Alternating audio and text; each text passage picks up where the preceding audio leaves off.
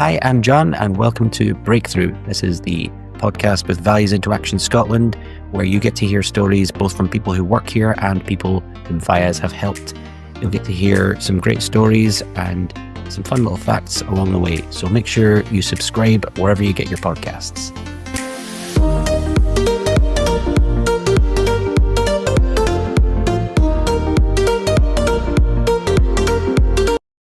Hey, Breakthrough back for another episode, and this time we've come all the way to Edinburgh. We're out of the Hellington office for the very first time, and made us be the first of May outside the office. But got another two interviewees here. You want to introduce yourself, lads? So I'm Sean. Yeah. And I'm Dylan. Right. So we've come out to Edinburgh because VIAs is more than just the offices in Hillington and Aberdeen. There's also the Assembly. So do you guys want to tell us about your connections with the Assembly? I've been a part of the Assembly from a young age. And yeah, it's kind of getting an insight to politics and in a way of kind of making it accessible and giving a voice. I've been part of the Assembly for going on 3 years. Yeah. And then what brought you there in the first place? How did you find out about it? Well, I found out about it from Fair Advice. Yeah. What did they tell you? Just that it's this group that the people with learning disabilities attend every Friday to talk about the issues that affect them. Yeah. Yeah. I think so. I kind of adapted within the Assembly from a young. So I'm a part of an organisation, well, health and social care company, which I had met Sonia through that organisation, and then I was kind of fostered like into the Assembly from a really young age. So How old were you when you joined that? I think I was around, say, 8 year old, or it might be an estimate. Primary school. Yeah, but I think it was like primary school age. And yeah, it was kind of, I started activism when I was activism and advocacy around when I was about 8 year old. So I was like dipping in and out of protests, consultations, and then yeah, it's kind of moving up. Yeah. So you enjoyed doing that? Yeah, so it kind of, I think, so the Assembly was kind of my first sort of group that I was involved with, and I knew that it was a place where I could kind of get my voice out. That if there was challenges that had arisen, um, or just needing like a small group every Friday to talk about issues that are happening with Scottish Government or Edinburgh Council. But yeah, it kind of helps me in a way, to like in the way of life. And you, Yeah. How are you doing? Um, uh, sorry, what was the question? It's okay. So what made you particularly want to get involved in advocacy? Um, just for similar kind of reasons, really, to just really advocate for the rights of people with learning disabilities. Yeah. So did you guys have troubles in the past? so I had a couple of issues with education, to get the right support, and also just a couple of issues like surrounding, um, just a way of like getting through life, and stuff. Yeah. Same for you? Yeah, I had similar issues as well. Such as Well, So I, is it trouble still or? so a couple of issues was that, so I'm dyslexic, Yeah. um, and it was kind of hard for me to get about in life. Yeah. So I knew, because I was bullied, out of a college course, and I had really, really, really bad mental health. So then I think I think after that it was kind of, I knew that I had to rise above it, and I knew that I had to have a voice, Hmm. to make that change. Um, yeah. Yeah. Well, are you glad you did? Yeah, Yeah. yeah. There's like every Friday. There's normally like some laughs, some Mm. serious, Mm. and yeah, it's it's kind of a fun. It's always great Yeah. to be in the assembly on a Friday. Is it fun for you, Demo? yeah, Yeah. You like taking part? yeah, definitely. Yeah. Is it like just an environment where you can be like kind Yeah, of chill Yeah, with people I in the same feel session? I feel also it kind of provides an environment that it's open-minded, um, people of similar issues, Mhm. to try and campaign for change, um, to make it better, for people, even though there is like tough times. There's always like ups and downs in life, Mhm. but even then, it's kind of being involved, um, Yeah. in something that it's really rewarding. Yeah. So what's your favorite thing you've been involved in what with you regards to the assignment um or some of those standouts? let's see, the what has stood out to me most about the assembly. Hmm. Uh, I suppose m- maybe like some of the assemblies we've had on the LDAN bill. Yeah. The Learning Disability and Neurodivergent Bill for anyone not aware. Yeah, that had some heavy debate in that. Yeah, Very, very, very large paperwork. Dreaded paperwork too. Yeah.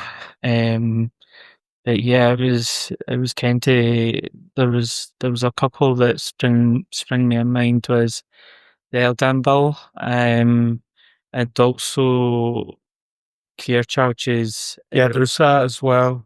Um, So it's kind of still campaigning alongside others as well in partnership with the assembly as to try and get a change for care charges.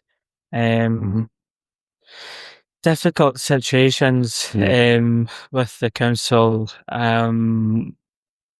but it's like a contribution of care where people are in these communities that are not getting a holiday, or they're not even not getting out of the house. And I feel the City and Borough Council are just restricting that, restricting the independence and stuff like that. So it's Yeah. I'm still campaigning to see a change. Yeah. Even though there's ups and downs. Yeah. But yeah. But hey, I suppose that's advocacy. There's ups and downs. Yeah.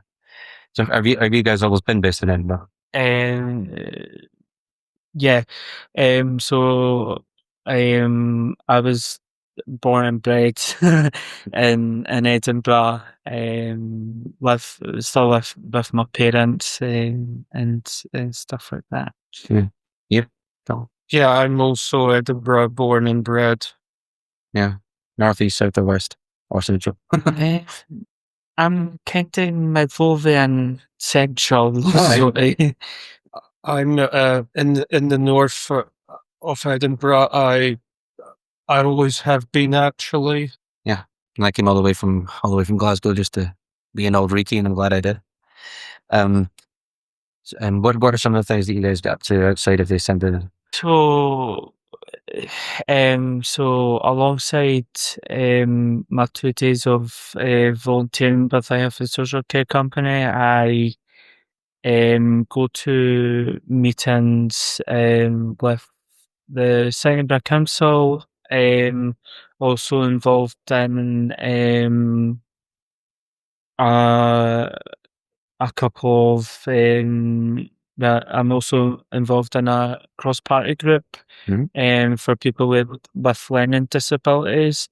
So we meet every three months to talk about the issues at Parliament level.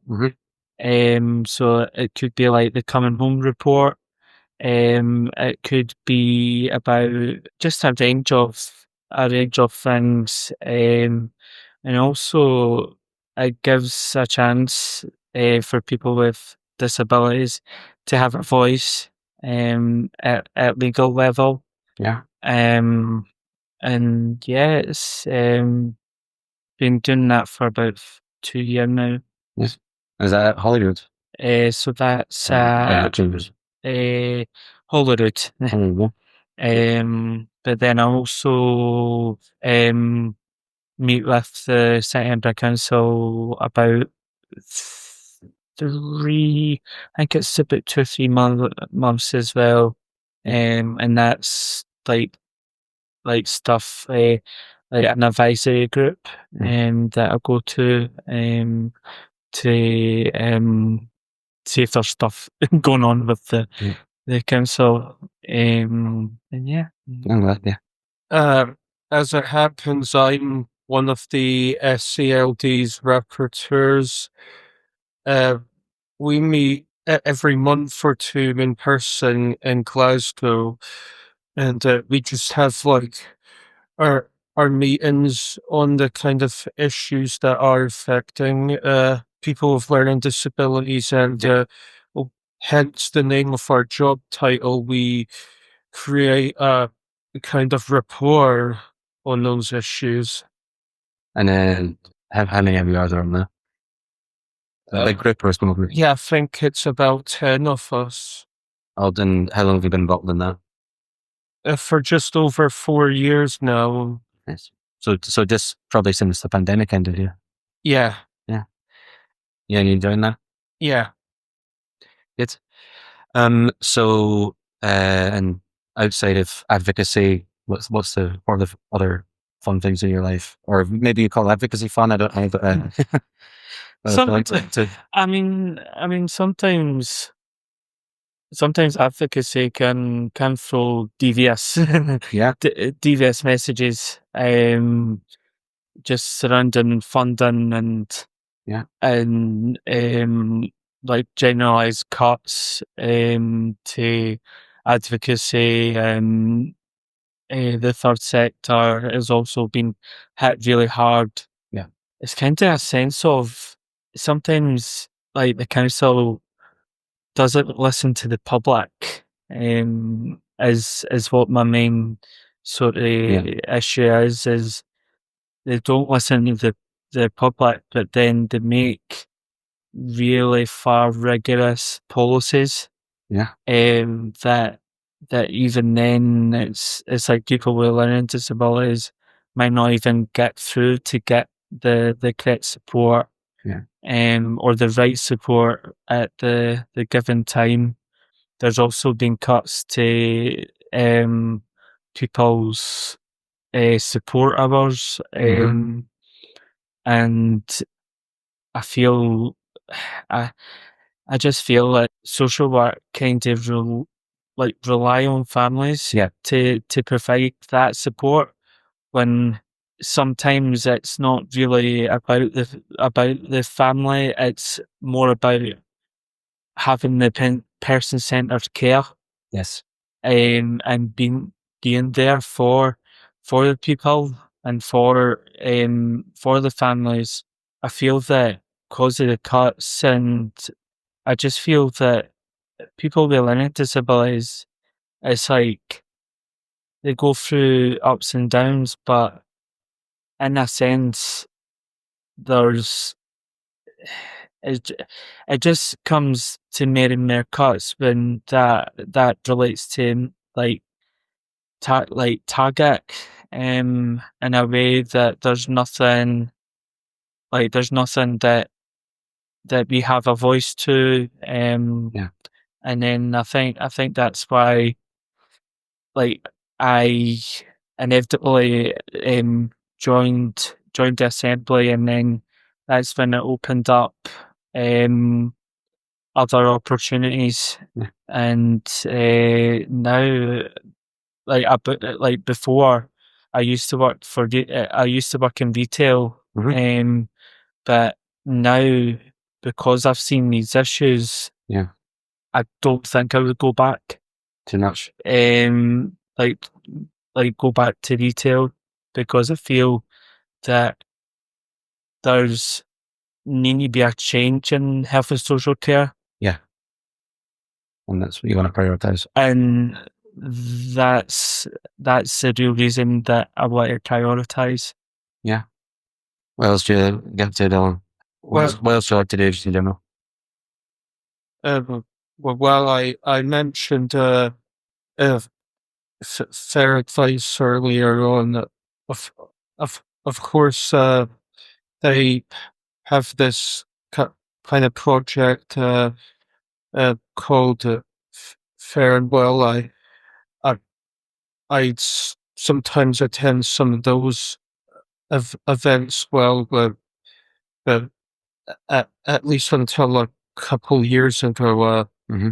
I did attend almost all of them, but I haven't been able to attend as much because I'm now also at the Grass Market Community Project, and I'm usually doing something there every Wednesday Mm-hmm. uh, as well. But yeah, Sean also goes to the farewell events as well. Yeah, so it's kind of, it provides me like kind of like a well-being day. It takes me away from paperwork, takes me away from like boring Hey, teams meetings and stuff like that. So it provides me a wee bit of a sort of a family sort of well-being. So I'll go to my group. I'll go to the group in the morning, yeah, and then and then after that, I just meet family after. And yeah, it sort of provides sort of a wee midweek chill. Yeah, well, hey, we all need a chill day from time to time, don't we? Paperwork tends 2 years, so yeah, you need to Yeah, so relax yourself. it's kind of yeah, it provides a fun midweek sort of trip to either a museum or a trip, or even just a wee coffee morning, to socialise with like other parents, carers, and like just sharing like the same sort of interests, and also like just being there, to for just a chat, and stuff. Yeah, so you both enjoy that, yeah? Yeah. Yeah, how long have you been involved with that? So Fair is another company that I've been involved with since I was 8. So they've known me since a really young boy as well. So Fair provides advice, uh, like provides advice for benefits and like other things, and then Fairy Bells added on added on to that. So it provides like wellbeing support, and just um like just bringing in people that like to have a chat, a coffee, a tea, Yeah, and maybe snacks and stuff. sure, yeah. You enjoying that, Bill? Yeah. Yeah. You guys go to the cinema at all? Film buffs at all? So I sometimes go to the cinema. Sometimes sometimes if it's really cold out there, typical Scottish weather. Then I'm normally just in the house, Yeah. watching Netflix. Like binge watching movies, and stuff like that. So yeah. You go to the cinema at all, Dylan? Yeah, sometimes. Yeah. Either you seen anything good lately? I mean, I think the last film I seen in the cinema would have to be Karate Kid Legends, and I think that was last June. Yeah. Good. Was it good? Yeah. Yeah. John? I think one of the craziest films I seen was I went and seen The Life of Pi, which was a solid three 3 hour film. Yeah. 3 to 4 hour film, which inevitably I did fall asleep. Hey, some cinemas give intermissions, to give you intervals in the middle, but not always, I guess. Yeah, so it's kind of there was like a 3 to 4 hour um film that was just watching a person on a boat. Yeah. And it's Tiger. And it's tiger for well over 3 hours. So, but I've not been at the cinema recently. Yeah. Too much time doing all your advocacy work, that's what. Yeah. Advocacy over cinema, that's what we got here. No, that's good. So I was end the podcast with a few quick fire questions. So what are your favorite foods? Chinese food. Yeah, and Tikva. Just normal Chinese food. Yeah, And then I think macaroni cheese, chips, maybe a side salad. am I making you hungry now? And then I think there's a few others, Yeah. but I can't remember. No. My favorite food would just have to be pizza. What toppings are you after? Well, I get just basically like like anything meaty. Yeah. You're jack of all trades. Yeah. Yeah. Um, favorite song ever? Favorite song. I mean, I don't listen to like current sort of Can be oldies if you like. current sort of music. It's kind of I listen to like the old dance music that's been remixed onto SoundCloud. Which that's on my platform that I normally use. Yeah. And yeah, it's just like Clubland, Ministry of Sound. Ministry of Sound. Look at you, the raver. Yeah, Ultrasonic, And all the Bass Generators. I did not take you for a raver, man. Dan Styles, Ben Nicky, and yeah, it's sort of a wee money, a wee money river. Wow, I love it, man. But yeah, there's been a few raves I've been at. Well, I know I just asked you about recent films, but do you have a favorite film ever? My favorite film would have to be Baby Driver. Ah, Largely, it's a soundtrack. yeah. And Oh, do you like the song from Baby Driver? Man? yeah, There you go. I'm kind of more into the Cal sort of saga. Yeah. Probably my favorite films would, well, Horror. No. not horror. It's kind of action. Mm. Horror would be like Jason Statham's Favorite? films. Yeah.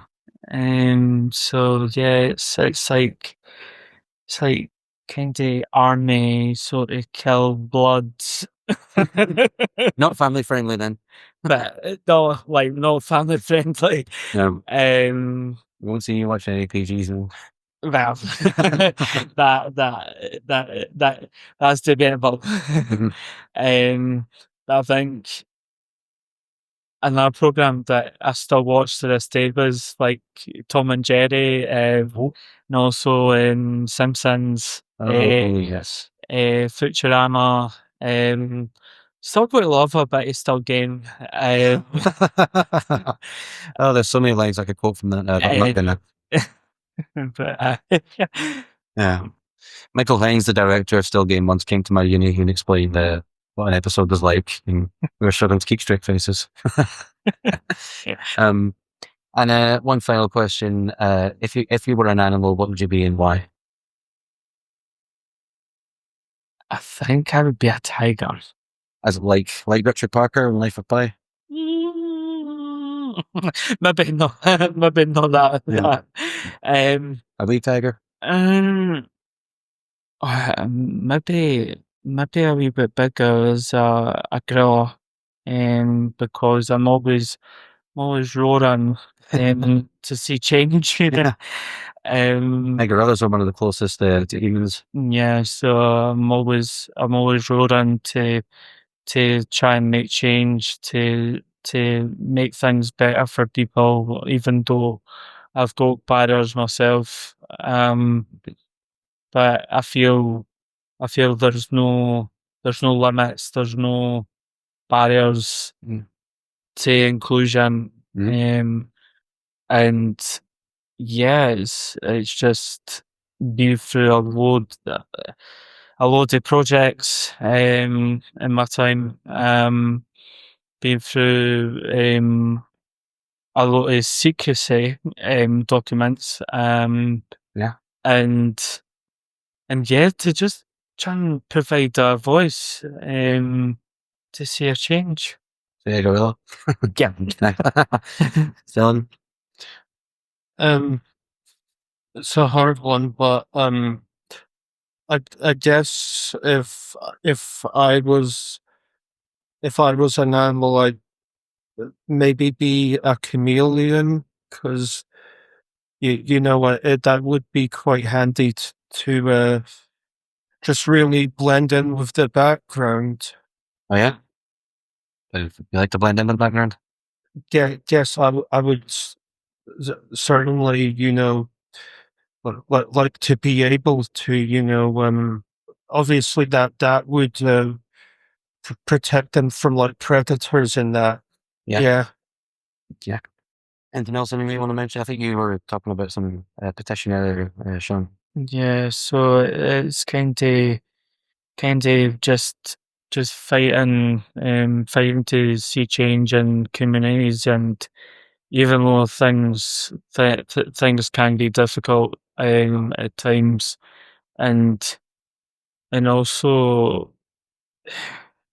it's kind of just been there for communities, for just having a voice for people um, that might not have a voice, that may need that extra boost or that extra like upkeep, um, and just like being able to include everyone, and is obviously my main sort of priority, and um, there's basically no barriers to inclusion. Um, Everyone's involved, everyone's entitled to a voice, which is the main thing, and yeah. Yeah. Well, thanks so much for your time, guys. It's been a pleasure talking to you both, and we'll be back with more breakthroughs soon. Yeah, we'll be back with more breakthrough very soon. But until then, see you next time. Hope you enjoyed the podcast, and make sure to subscribe to Breakthrough so you never miss another episode wherever you get your podcasts.